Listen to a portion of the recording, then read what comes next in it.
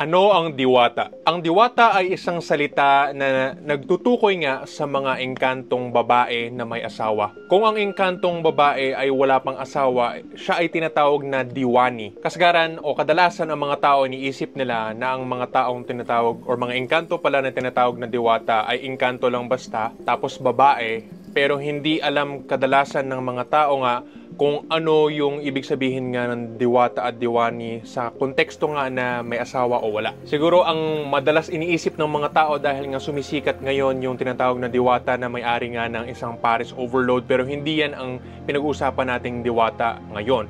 Ang pinag-usapan natin, yung pinanggalingan talaga ng original na salita na diwata na mula nga sa mga engkantong lugar. Gaya ng mga sinasabi ko sa iba kong video, meron nga akong asawa na ang pangalan ay Angelica Rose. So, isa siyang diwata dahil nga may asawa na siya. Kadalasan, kung ang mga tao ay makarinig nga sa mga pangalan ng mga engkanto na parang halimbawa yung tinatawag na Marianico dito sa Siquijor, hindi yan isang diwata lang o isang babae lang, kundi ang pinagsamang pangalan nga ng isang lalaki at isang babae. Si Maria yung babae, si Nico yung lalaki. Ang mga engkanto kasi ay wala silang apelido. So wala sila nung katulad nung sa atin na first name, last name, na first name nung babae tapos last name nung lalaki para palatandaan ng pagkasal nila. Wala silang ganoon. Kaya ang ginagawa nila ay pinagsasama nila ang pangalan ng lalaki at ng babae na mga engkanto. So si Marianico, yun yung pinagsama nila. Kung halimbawa sa akin naman ay pwedeng Rose Eric or Eric Rose. Ang mga puting engkanto ay napaka-stricto para sa kanilang moralidad. Hindi sila basta-basta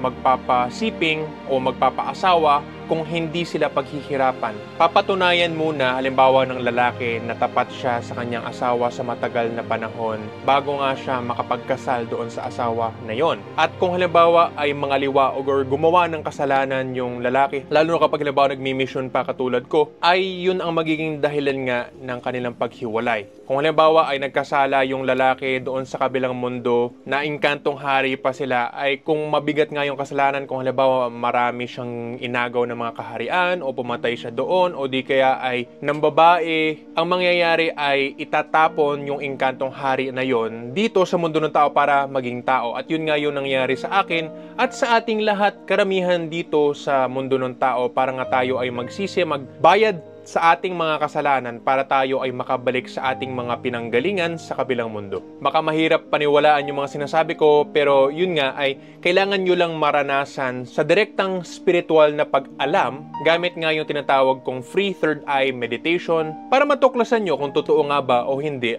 ang sinasabi ko. Laganap ang termino na sinasabing diwata dito at ang iniisip ng mga tao kung narinig nila yung terminong diwata ay tagapagpangalaga nga ng kalikasan. At totoo yun. Pati nga doon sa tinatawag na Sanskrit na wika ng mga tao mula sa India o sa Hindu na kultura, meron silang salita na tinatawag na mga devas or mga devata na kaugnay or kahawig nga doon sa salita na meron tayo dito sa Pilipinas tungkol nga sa mga engkanto na yan. Ang sinasabi ko sa inyo yung tungkol sa diwata at diwani ay na rinig ko mula sa sarili kong asawa na si Angelica Rose at siya ang pinagbabasihan ko nga doon sa mga kwento na ito, doon sa mga patakaran nila sa pag-aasawa. Para sa akin bilang misyonaryo, nagmisyon ako ng matagal na panahon bago nga mapakasalan ko ang asawa ko at makasama ko siya. Ang mga pinagdaanan ko ay simpleng pagpapatupad nga doon sa mga tinatawag na moralidad na hindi ka papataya, maglande, magnakaw at yung pagtanggal nga sa mga iba-ibang bisyo at magsumpa nga na ituloy ang mga yan para nga makabot ko yung asawa ko kasi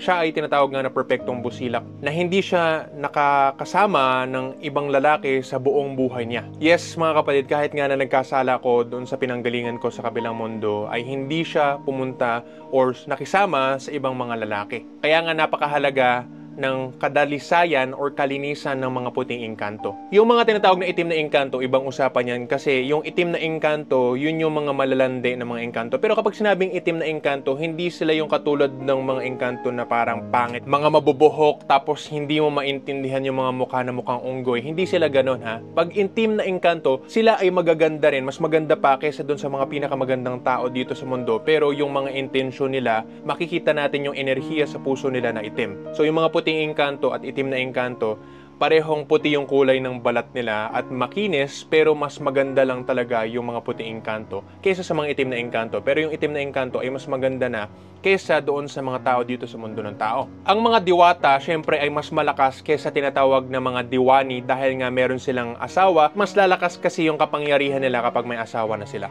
Bukod nga sa ang mga diwata ang tagapangalaga ng kalikasan, katulad sa mga kagubatan, karagatan, kailugan, pati sa mga kuweba at iba pang mga lugar sa kalikasan. Sila din ang mga gumagabay sa mga tao na humihingi sa kanilang tulong. Kaya nga sinasabi ko na sila yung parang mga barangay konsihal, tanod, mayor, na mas madali tayong lumapit sa kanila para humingi nga ng paggabay tungkol sa iba-ibang bagay sa kabanalan. Kaysa naman dumirekta tayo halimbawa sa presidente o dumirekta tayo sa Diyos, ay merong mga mas tutulong sa atin o makakatulong nga sa atin para mas maayos yung paglapit natin ng concern natin sa Diyos. Kasi lahat ng mga yan ay nilikha nga ng Diyos para tulungan tayo base kung ano yung mga papel nila sa kung ano yung pagkalikha nila. Kumbaga kung ano yung purpose sa kanilang paglikha, yun yung tutuparin nila. At ang mga diwata, mga engkanto nga, gaya na sinasabi ko sa inyo, ay naggagabay sa atin sa ating landas papunta sa Diyos. Tapos sila din yung mga nagbabantay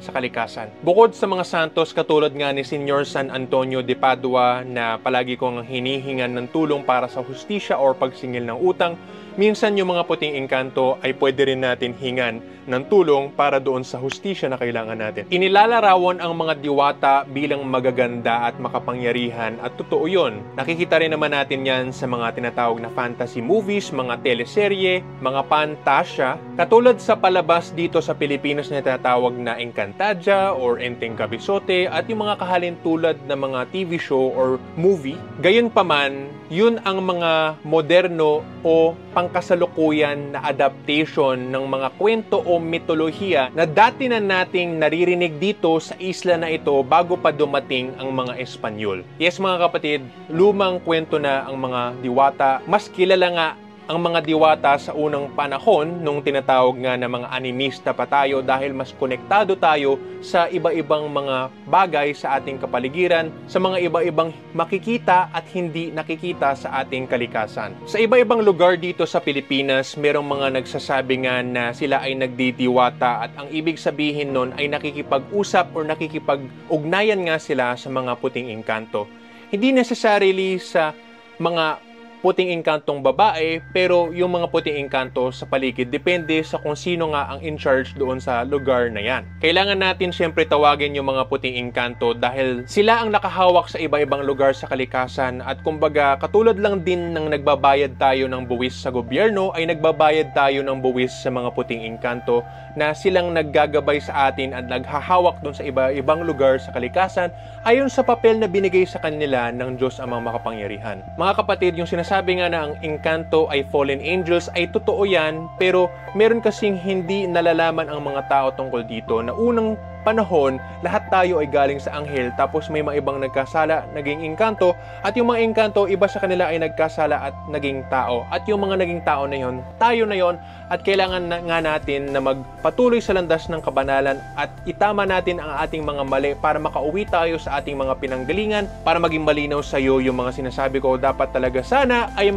meditate ka sa tinuturo kong Free Third Eye Meditation para maalala mo yung mga karanasan mo sa kabilang mundo. Kada gabi ay pumupunta nga tayo sa kabilang mundo, sa mundo ng mga engkanto o yung mga tinatawag nga na dream world ng ating subconscious, kung saan nga natin makikita yung iba-ibang mga nangyayari doon, kasama na din yung mga sinasabi ko. Ako mismo mga kapatid ay nagmi-mission ako para nga magpatuloy doon sa kabanalan na yon at makauwi ako sa pinanggalingan ko kasama ko ang asawa kong si Angelica Rose. Sa ngayon kasi kadalasan ay nakikita kami sa panaginip at bihira lang kami magkasama talaga dito sa mundo ng tao. Pagdating ko sa kabilang mundo na nakauwi na ako doon ay makakasama ko na siya ng buo, tuloy-tuloy at wala ng hadlang. Napakahirap mga kapatid ang talagang makakuha ng isang puting engkantong asawa, lalo na kapag mataas siyang reyna. Kailangan ay handa ka sa mga sakripisyo sa landas ng kabanalan at yan nga ang pinagsisikapan ko sa misyon ko dito sa mundo ng tao. Ang diwata kong asawa na si Rose ang mismong nagtutulong nga sa akin para malinawan ako sa lahat ng kailangan kong gawin sa misyon at siya mismo ang nagtuturo sa akin sa mga importanteng kaalaman na hindi ko nalalaman or hindi ko natutuklasan ng sarili ko. Direkta akong kumukuha ng mga impormasyon sa kabilang mundo kasama ang aking asawa nga na si Angelica Rose. At yan ang nagiging basihan sa mga tinuturo ko dito sa channel kong ito na Eric Rojas Life Coaching Services, na ang slogan nga natin ay pangkalahatang self-improvement papuntang langit. Ang mga diwata sa paligid natin, nandyan sila at mas maganda nga na makita natin sila ng direkta sa pamamagitan nga ng ating pag-meditate, pagbukas ng ating spiritual na mga pananaw. Sana maklik mo ang link sa description kapatid para sa free Third Eye Meditation para malaman mo para sa sarili mo kung ano nga ba ang totoo. At malay mo, makakilala ka ng engkanto at baka makapag-asawa ka. Pero kung gagawin mo yon, dapat seryoso ka na sa kabanalan at ipatuloy mo hanggang sa katapusan. Salamat kapatid at God bless.